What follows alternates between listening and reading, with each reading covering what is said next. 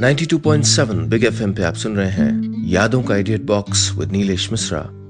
दोस्तों, आज की कहानी का नाम है गिरती हुई बारिशें और इसको लिखा है अनु सिंह ने।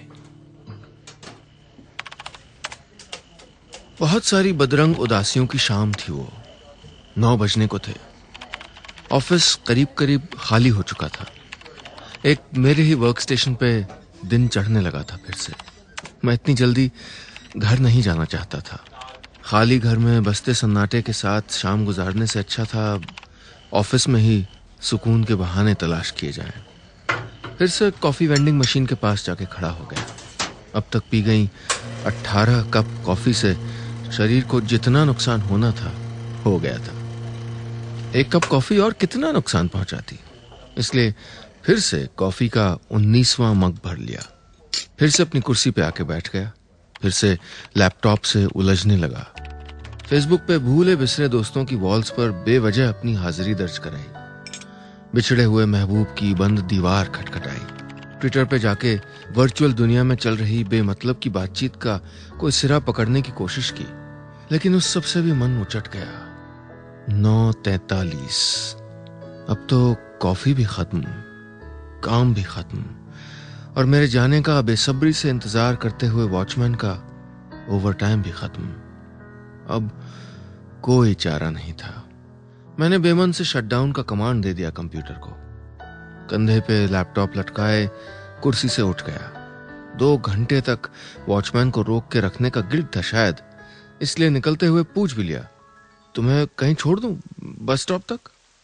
नहीं मोहित सर, वॉचमैन ने कहा, हम तो बगल में ही रहते हैं, पैदल चले जाएंगे। आपको तो बहुत दूर जाना है ना, बाहर एकदम झमाझम पानी बरस रहा है, ट्रैफिक में फंस जाएंगे। आज तो आधी रात होगी घर पहुंचते हुए। घर पे कौन सा कोई मेरा इंतजार कर रहा है, कहना तो यही चाहता था, लेकिन कोई बात नहीं कह के सीटी बजाता हुआ बाहर निकल गया। 22 लोगों के इस छोटे से दफ्तर में काम करते हुए 3 महीने ही गुजरे थे, लेकिन इन दीवारों के साथ इतना वक्त गुजारने लगा था कि लगता था सदियों से यहीं बैठा हूं। सुबह सबसे पहले कार पार्किंग में मेरी गाड़ी ही घुसती थी। पूरे कमर्शियल कॉम्प्लेक्स से निकलने वालों में मैं आखिरी होता। एक अजनबी शहर में घर नाम की चीज ना हो, दोस्तों से दूरी बढ़ा ली हो और एक खूबसूरत रिश्ते के पूरी तरह बिखर जाने की मातम पुरसी चल रही हो, तो जिंदगी कुछ ऐसे ही कटती है शायद। बेमानी, बेसबब, बेमकसद। आज की बेमानी शाम को और उदास बनाने के लिए पता नहीं कहां से इतनी सारी बारिश आ गई थी। आप सुन रहे हैं यादों का edit box with Nilesh Mishra, सिर्फ 92.7 बिग एफएम पे। वॉचमैन ने सही कहा था। बारिश ऐसी हो रही थी जैसे बादल भी नाराज हों किसी से, और आज की शाम उनको फट पड़ने का बहाना मिल गया हो कोई। बिल्डिंग से कार पार्किंग तक जाने का और कोई रास्ता तो था नहीं, सिवाय इसके कि जूतों को हाथों में उठा के पतलून को घुटनों तक खींच के वाटरप्रूफ लैपटॉप बैग की छतरी बनाने का ढोंग किया जाए। 50 मीटर की वो दूरी तय करने में ही मैं कीचड़ से लथपथ था। फोन की घंटी भी कमबख्त ऐसे मौकों पे शोर मचाती है जब उठाने का कोई तरीका ना हो। जरूर माँ होगी, गेस करना आसान था। हर रात नींद की गोली और ब्लड प्रेशर की दवा खाने के ठीक बाद माँ फोन जरूर करती थी। जितनी देर में मैं गाड़ी खोल के भीतर जाता, उतनी देर में 4 मिस्ड कॉल्स थे। किसी तरह गाड़ी में बैठ के खुद को सहेजा, समेटा, शर्ट के बाजुओं से पानी निचोड़ने की नाकाम कोशिश की और 2 मिनट लंबी गहरी सांसें लेकर खुद को स्थिर करने के बाद माँ को वापस फोन मिलाया। ऑफिस में होना अभी तक? न हेलो, न नमस्ते, न हाल चाल पूछने की भूमिका। माँ को सीधे पॉइंट पे आ जाने की बीमारी है। बस निकल ही रहा था माँ, टीवी पे देखा कि बारिश हो रही है दिल्ली में। माँ बोली, हाँ माँ, टीवी वालों को तो इससे बड़ी कोई खबर ही नहीं मिली होगी आज, लेकिन बाढ़ नहीं आई अब तक और मैं ठीक हूं, तुम चिंता मत करना। मोहित, रितु को फोन किया था? आखिर वो सवाल पूछ ही लिया था माँ ने, जिसके डर से मैं फोन उठाने से बचता हूं। बारिश बहुत हो रही है माँ, मैं घर पहुंच के फोन करूं? ये मेरे सवाल का जवाब नहीं था मोहित।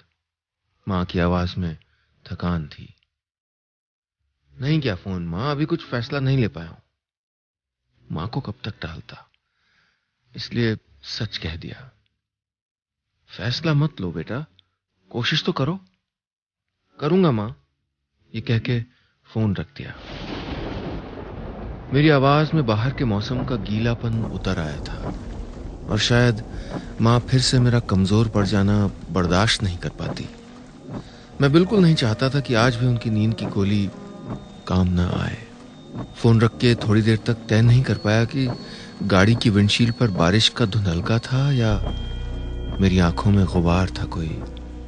जो भी था, सामने देखना मुश्किल हो रहा था। मैं पास के कॉफी शॉप में बैठकर अपने अंदर और बाहर दोनों जगह की बारिशें थमने का इंतजार कर सकता था। कोई जल्दी नहीं थी कहीं पहुंचने की, लेकिन इस बला के कातिल मौसम में अकेले कॉफी पीना अपने जख्मों को और कुरेदने के बराबर होता।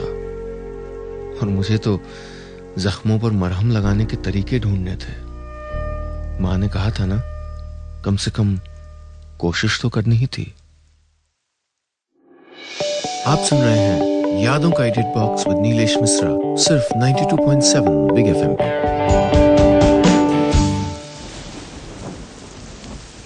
बारिशें भी कमाल की होती हैं, अपने साथ साथ कई पिछली बारिशों की याद लिए चलती हैं। गाड़ी का इंजन स्टार्ट किया तो न चाहते हुए भी याद आया कि शिल्पी से मेरी पहली मुलाकात ऐसी ही एक शाम को हुई थी। यूं तो हम एक ही ऑफिस में थे, लेकिन वो इंटर्न थी और मैं सीनियर मैनेजर, इसलिए हमारे बीच बातचीत की कभी कोई वजह बन नहीं पाई। उस दिन शाम को घर लौटने के लिए निकला तो इतनी बारिश हो रही थी कि गाड़ी तक भी जाना मुश्किल था। मैं दरवाजे के पास खड़े होकर बारिश के रुकने का इंतजार कर रहा था और पता नहीं कहां से एक के बाद एक नॉन स्टॉप छींके मारती हुई शिल्पी मेरे बगल में आके खड़ी हो गई। उसके हाथ में एक सतरंगी छतरी उल्टी पड़ी थी, जिसे वो सीधी करने की कोशिश कर रही थी, लेकिन छतरी भी जिद्दी थी। ऐसी ही बारिश में धोखा दे दिया था उसको। शिल्पी के दुपट्टे से टपकते पानी से मेरे जूते गीले हो रहे थे और उसकी छींकें थीं कि रुकने का नाम ही नहीं ले रही थी। Are you alright? मैंने ही पूछा था पहले। हाँ, आई एम फाइन। अंदाजा नहीं था कि बारिश इतनी तेज होगी बाहर। बस स्टॉप जाते हुए ये हालत हो गई। उसने वापस 4-5 छींकें मारी और कहा, सॉरी, मुझे इस मौसम से एलर्जी है। Can I drop you somewhere? मैंने प्लान नहीं किया था ये पूछना, पूछ बैठा था बस। बारिश के थोड़ा कम होते ही हम दोनों उसी उल्टी छतरी में पानी से बचते बचाते किसी तरह पार्किंग तक पहुंच गए थे। इरादा उसको सबसे नजदीक के बस स्टॉप तक छोड़ने का था, लेकिन इतनी बारिश और ऐसी अंधेरी शाम में उसको अकेले छोड़ना मेरे बेसिक मैनर्स के खिलाफ होता। इसलिए शहर के दूसरे कोने तक जाने की मुश्किलें उठाकर भी मैं उसे घर तक छोड़ने निकल पड़ा। पूरे रास्ते दोनों चुप थे। सूझा ही नहीं कि कहें भी तो क्या। लेकिन ऐसा पहली बार हुआ था कि एक लम्हे के लिए भी चुप्पी खली नहीं। जाने कैसी तंग गलियों में था उसका घर। शहर के इस पुराने हिस्से तक मैं कभी आया ही नहीं था। एक पतली सी गली के बाहर उसने अपनी चुप्पी तोड़ी और कहा, यहीं छोड़ दीजिए मुझे, गाड़ी अंदर तक नहीं जा पाएगी। Are you sure? कितनी दूर है घर यहाँ से? मैं चलूं साथ? बस पास में ही है। वो वापस अपनी छतरी को सीधी करने की कोशिश करने में लग गई थी। मुझे नहीं लगता तुम्हारी ये छतरी किसी काम की है। मैं गाड़ी की हेडलाइट्स ऑन रखता हूँ, दौड़ के चली जाओ, मैंने हंसते हुए कहा था। उसने मेरी बात मान ली, अदब से शुक्रिया अदा करके बाहर निकल गई। हेडलाइट्स की रोशनी में उसे जाते हुए देखता रहा और फिर वो पता नहीं किस गली में घुस के गायब हो गई। वो थी शिल्पी से मेरी पहली मुलाकात। आप सुन रहे हैं यादों का edit box with Nilesh Mishra, सिर्फ 92.7 बिग एफएम पे। उसके बाद अगले एक हफ्ते तक हम ऑफिस में अजनबियों की तरह ही मिलते रहे। शिल्पी से बात करने का मौका ही नहीं लगता था। बस उसको आते जाते देखा करता था, कभी प्रिंटर के पास, कभी कैफेटेरिया में चाय पीते हुए। खुद में खोई रहती थी वो, जैसे किसी से कोई वास्ता ना हो। मेरी तरह उस पर भी काम करने का जुनून था, या शायद नौकरी पक्की करना चाहती थी अपनी, इसलिए देर तक काम करती रहती थी वो भी। जुलाई का महीना था और फिर से एक बार बादलों ने डुबो देने की ठान ली थी। फिर एक बार हम अगल बगल थे, दरवाजे पे खड़े होके बारिश के थमने का इंतजार करते हुए। अरे छतरी तो सीधी हो गई तुम्हारी, मैं नहीं टोका था उसको। हाँ, लेकिन ऐसी तेज हवा में फिर से ना उलट जाए इसलिए डरती हूं, उसने हंस के कहा था। छोड़ दूं घर तक? वैसे टॉर्च लेके निकली हो ना? उसने भी तुरंत चिढ़ाया था। आपकी गाड़ी की हेडलाइट्स किस दिन काम आएंगी? और वो फिर मेरी गाड़ी में थी, लेकिन आज कुछ सहज थे हम। सड़कों पर जगह जगह पानी भर गया था और लंबे ट्रैफिक जैम में इतना वक्त था कि शिल्पी भी खुलने लगी। 14 किलोमीटर का रास्ता हमने 2 घंटे में तय किया और उन 2 घंटों में 14 साल की दोस्ती हो गई थी जैसे। घर बार, पढ़ाई लिखाई, भाई बहन, मम्मी पापा, ख्वाब, हकीकत, ऑफिस, गॉसिप, सब बातें कर डाली। उसको छोड़ते हुए लगा था पहली बार कि अभी भी कितना कुछ कहना बाकी है। शिल्पी गाड़ी से उतरकर चली गई थी, लेकिन मेरे आसपास कुछ छोड़ गई थी अपना। मैं ऐसे घर लौटा जैसे बादलों पे सवार हूं। बारिश अपने पीछे ख्वाबों की गीली जमीन छोड़ गई थी। घर लौटा तो भी लगता रहा कि अच्छा होता ये बारिश थमती नहीं और एक दूसरे का हाथ थामे सड़क के किनारे गाड़ी में ही बैठे रहते हम। इस तरह ढेर सारा वक्त साथ में बिताया जा सकता था। थोड़ी देर एक दूसरे को देखते और हैरान होकर चुप हो जाते। इस तरह मिलने की हैरानी के बीच कई बातें हमारे बीच आके बैठ जाती। उन बातों को लेके हम किसी कॉफी शॉप तक भी जा सकते थे साथ में, और इन्हीं हैरानी भरी मुलाकातों के बीच प्यार हो जाने का गुमान भी होता शायद। और ठीक वही हुआ जिसकी मुझको ख्वाहिश थी। मैं न जाने कब उसको लेने और छोड़ने के लिए शहर के दूसरे कोने तक का सफर रोज तय करने लगा। उन रास्तों में कुछ लंबे मोड़ भी होते, जिनमें से कोई पानी पूरी के खोमचे तक जाता, कोई चूड़ियों की दुकान तक। कभी बीच में कोई मंदिर होता तो कभी गुरुद्वारे में लंगर खाने के लिए रुक जाया करते थे हम। लेकिन हसीन दिनों को पंख लगे होते हैं ना, और उनको उड़ते रहने की बेताबी होती है। आप सुन रहे हैं यादों का edit box with Nilesh Mishra, सिर्फ 92.7 बिग एफएम पर।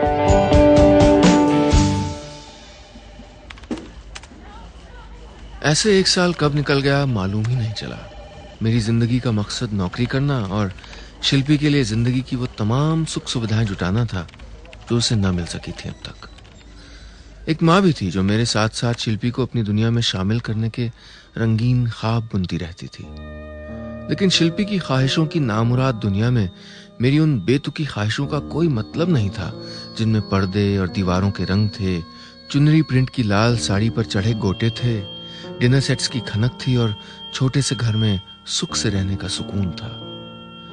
शिल्पी के आगे एक लंबा रास्ता था और मैं उस रास्ते पर गलती से मिल जाने वाला एक मुसाफिर भर था। उसकी मंजिल कहीं और थी, उसके ख्वाब कुछ और थे, और उनको पूरा करने के लिए एक दिन वो याद शहर छोड़ के मुंबई चली गई। शिल्पी के बिना साल गिरते गए और बारिशें नाकाम होती गईं। बड़ी मुश्किल से समझ में आया कि उसके प्यार में मैं खुद को इस कदर सौंप चुका था कि खुद को समेट पाना नामुमकिन था। माँ मुझे टूटते बिखरते देखती रही और एक दिन माँ की जिद पे मैंने भी शहर छोड़ दिया और याद शहर से दिल्ली आ गया। नए सिरे से जिंदगी शुरू करने की कोशिश में नई नौकरी शुरू की, नया घर लिया। अगर माँ की जिद ना होती तो मैंने ऋतु से मिलने की कोशिश तक ना की होती। ऋतु याद शहर में मेरे पड़ोस में रहती थी। नौकरी करने के लिए मुझसे पहले दिल्ली आ गई थी। अब किसी कॉलेज में पढ़ाने लगी थी। मैं दिल्ली आ रहा था तो उसकी माँ ने मेरे हाथ एक पार्सल भिजवाया था उसके लिए। मैं जानता था कि ये साजिश क्यों रची जा रही है, लेकिन चुप रहा। जरूरी थोड़े है कि जो इनके मन में चल रहा हो ऋतु की सहमति भी हो उसमें। हम सब गुजरे लम्हों का बोझ लेके चलते हैं। हो सकता है ऋतु के माथे पर भी कोई बोझ हो। रितु ने वक्त नहीं लगाया था सब कुछ सच सच बताने में, और मेरा अनुमान गलत नहीं था। उस पर भी न जाने कैसी कैसी यादों से पीछा छुड़ाने का दबाव था। अभी उसकी आंखों में टूटे हुए भरोसे के टुकड़े अक्सर नजर आते थे, जिसमें मुझको अपनी परछाई दिखती थी। इसलिए हमें फैसला लेने की कोई जल्दी नहीं थी, और यूं भी दूध का जला छाछ भी फूंक फूंक के पीता है। दो दिल जले हों तब तो जलने के डर से छाछ में भी बर्फ डाल दें शायद। हम फिर भी कभी कभी मिल लिया करते थे। कुछ औपचारिकता थी, कुछ माँ की जिद, और कभी कभी ऐसी ही कोई उदास शाम से होने वाली घबराहट वजह बन जाती। आज बारिश में रिंग रोड के ट्रैफिक से जूझते हुए एक जानी पहचानी घबराहट ने रास्ता रोक लिया था फिर से। आप सुन रहे हैं यादों का edit box with Nilesh Mishra, सिर्फ 92.7 बिग एफएम पर।